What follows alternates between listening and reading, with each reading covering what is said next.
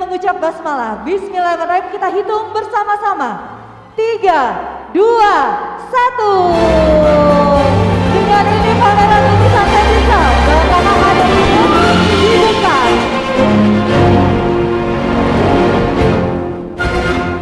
Selanjutnya kami persilakan kepada Ibu Menteri Sosial untuk menyerahkan bantuan atensi yang pertama yaitu penyandang disabilitas.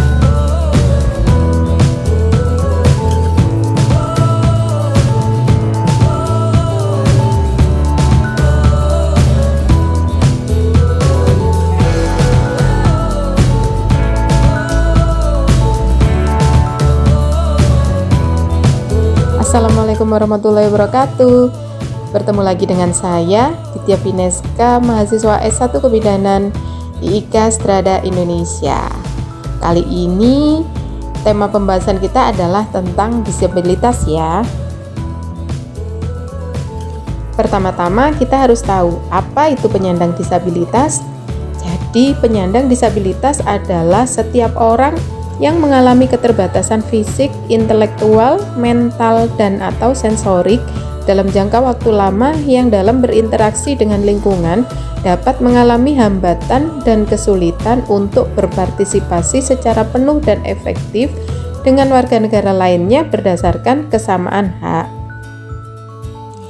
Ragam penyandang disabilitas antara lain yang pertama disabilitas sensorik, misalnya tunanetra dan tunarungu. Yang kedua, disabilitas fisik, misalnya pada tunadaksa. Yang ketiga, disabilitas mental, antara lain ODGJ atau orang dengan gangguan jiwa dan juga schizofren. Lalu yang keempat, disabilitas intelektual, contohnya pada penyandang Down syndrome. Hak penyandang disabilitas berdasarkan Undang-Undang Nomor 8 Tahun 2016 adalah negara menjamin kelangsungan hidup setiap warga negara dan mewujudkan kesamaan hak dan kesempatan bagi penyandang disabilitas tanpa diskriminasi. Apa sih tujuannya? Yaitu untuk penghormatan, perlindungan, pemenuhan hak, dan mewujudkan taraf hidup yang lebih berkualitas dan mandiri. Lalu apa saja hak penyandang disabilitas? Antara lain hak untuk hidup, hak bebas dari stigma, hak untuk keadilan, perlindungan hukum, hidup secara mandiri dan dilibatkan dalam masyarakat, dan juga aksesibilitas untuk penyandang disabilitas itu sendiri. Sekarang kita bahas satu persatu ya. Yang pertama untuk disabilitas fisik.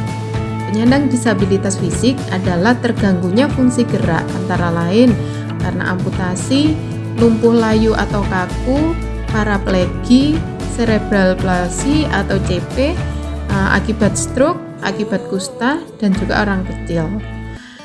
Etika berinteraksi dengan penyandang disabilitas fisik ini antara lain, semua cara bentuk pendampingan itu harus dikomunikasikan dengan penyandang disabilitasnya atau diinformasikan oleh penyandang disabilitasnya. Mengambil tindakan tanpa instruksi dari mereka itu kemungkinan besar dapat membahayakan mereka sendiri.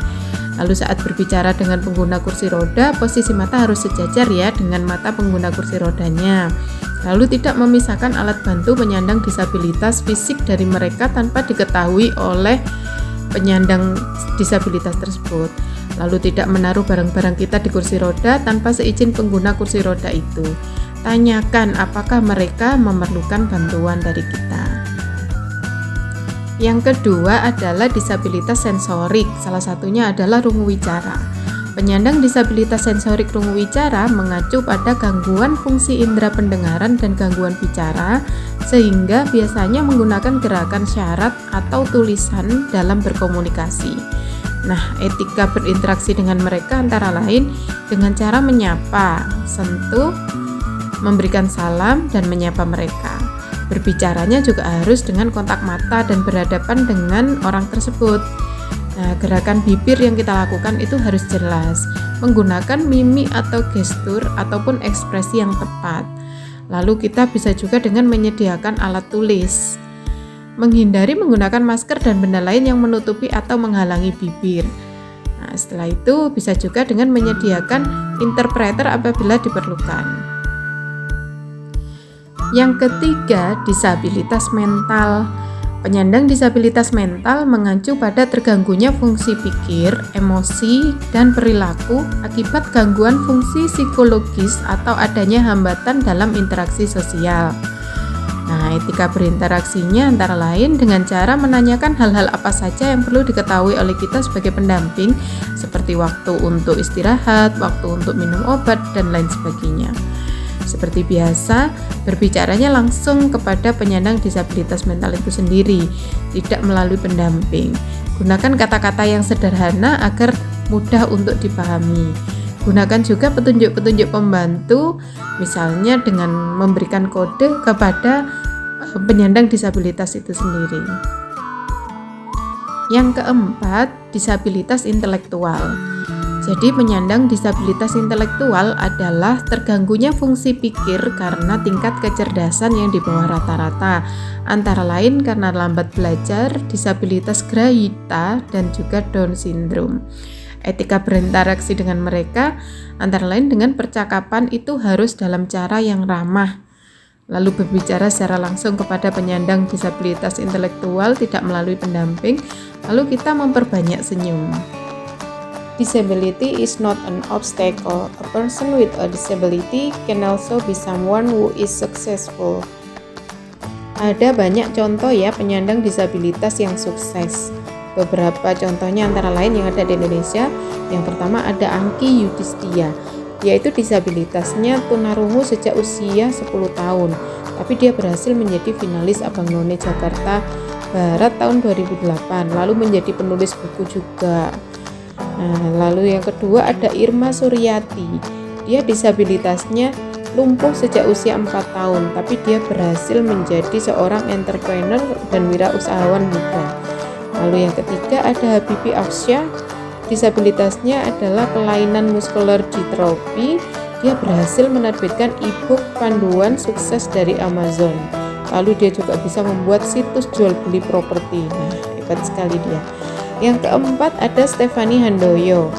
Dia disabilitasnya tunagrahita sejak lahir. Ini merupakan salah satu pembawa obor Olimpiade di London tahun 2012. Mendapatkan medali emas Special Olympics World di Yunani tahun 2011 di cabang renang nomor 50 meter gaya dada. Wah, hebat sekali. Disabilitas sensorik selain rungu wicara, ada juga disabilitas sensorik netra. Nah, penyandang disabilitas sensorik netra mengacu pada gangguan fungsi indera penglihatan sehingga dalam berkomunikasi biasanya mengoptimalkan indera pendengaran, perabaan, dan juga penciuman. Etika kita saat berinteraksi dengan mereka antara lain memberikan salam dan sapa dengan cara menyentuhkan bagian luar telapak tangan kepada tangan mereka, lalu sambil menyebutkan nama kita. Yang jelas harus selalu tanyakan terlebih dahulu apakah mereka membutuhkan bantuan atau dampingan kita. Infokan juga kepada mereka jika kita ingin meninggalkan mereka.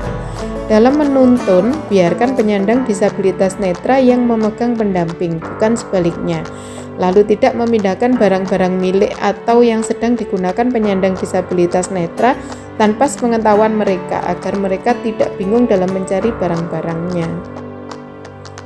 Saat kita berinteraksi dengan penyandang disabilitas, yang terpenting itu adalah hargai mereka.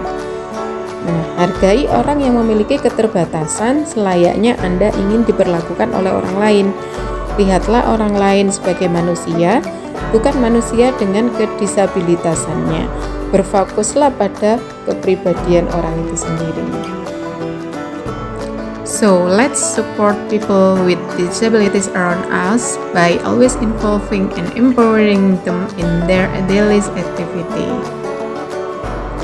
Thank you for your attention and goodbye. Wassalamualaikum warahmatullahi wabarakatuh.